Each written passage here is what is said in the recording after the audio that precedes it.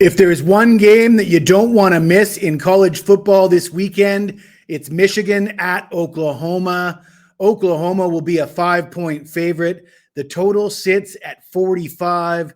And in this video, I'm going to talk about the side.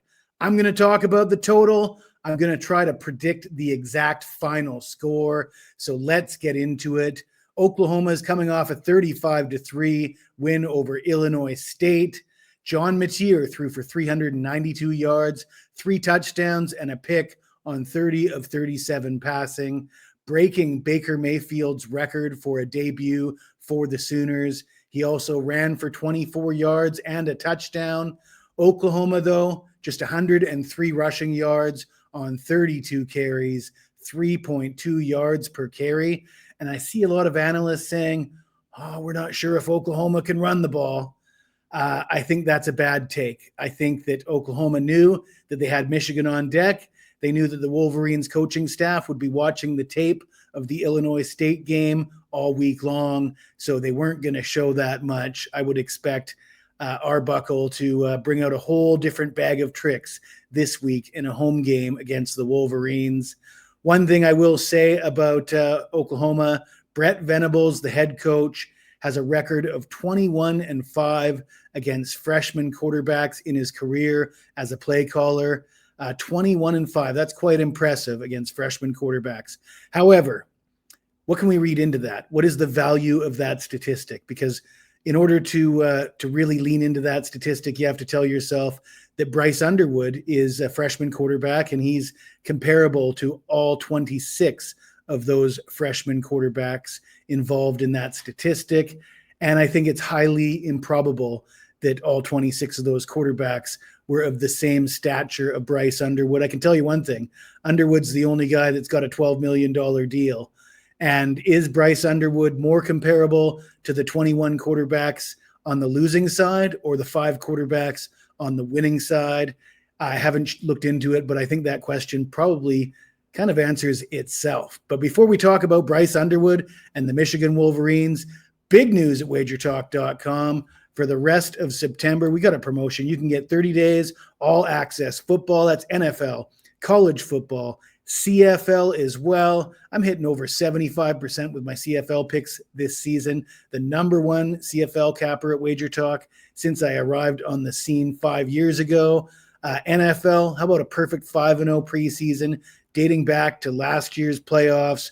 21-5-1, that's 81% with NFL picks. College football, week 1, let's say this. The reason let's say we're looking forward to week 2. How about that? We'll just leave it at that. As always, no purchase necessary. You're more than welcome to tune in just for the free picks. But I do want to hear your comments. Please let me know who you like in this game, in every other game on this slate. And if you don't mind, please smash the like button as well. That really helps us out here at Wager Talk TV. Now let's talk about the Michigan Wolverines. They're coming off a 34-17 win over New Mexico. That's a New Mexico team that lost its entire roster and its head coach and its offensive coordinator. Their defense was terrible last year, though, so the turnover might have actually been a positive thing. Bryce Underwood throws for 251 yards and a touchdown on 21 of 31 passing. Justice Haynes runs for 159 yards on 16 carries. Again, how much can we read into these numbers? The Wolverines coaching staff would have known that they would be putting everything on tape for Oklahoma to look at all week. So probably a lot of vanilla. Just get out of there with the win. They did get some action for Bryce Underwood. 251 yards and a touchdown on 21 of 31 passing isn't bad. And they ran the ball for 201 yards on 32 carries. So they pretty much doubled the rushing per carry statistics of Oklahoma. Again, we're not reading into these week 1 results against cupcakes. But let's talk about the total, because when it opened at 45.5, I thought to myself, that's a pretty low number based on the quarterback play that I expect in this game. And what would that number have been if it was Davis Warren and Jackson Arnold in this game? Would it have been 35? I mean, because I would expect a lot more scoring with John Mateer and Bryce Underwood than I would with those previously mentioned guys that don't inspire a lot of confidence. Let's look at some of Michigan's games last year. A 19-13 win over Alabama. The total was 41.5, and a 31-12 loss to Texas. The total was 45. And again, that was with Davis Warren at quarterback, or Alex Orji, or one of the handful of guys they used without any success in the passing game last year. And I expect it to be different this year.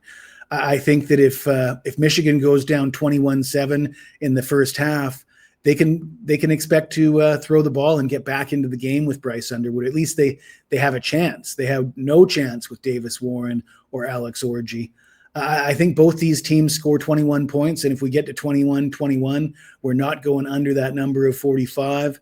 I think the final score is going to be 27-21 for Oklahoma, and that means it's going to be an over. I like the over 45 in this game based on what I think we can expect from the two starting quarterbacks in this game. If you like this video, smash the like button, subscribe to the channel. If you've got anything to say to me, even if it's nasty, you hit me up in the comments below and I will get back to you as soon as I can.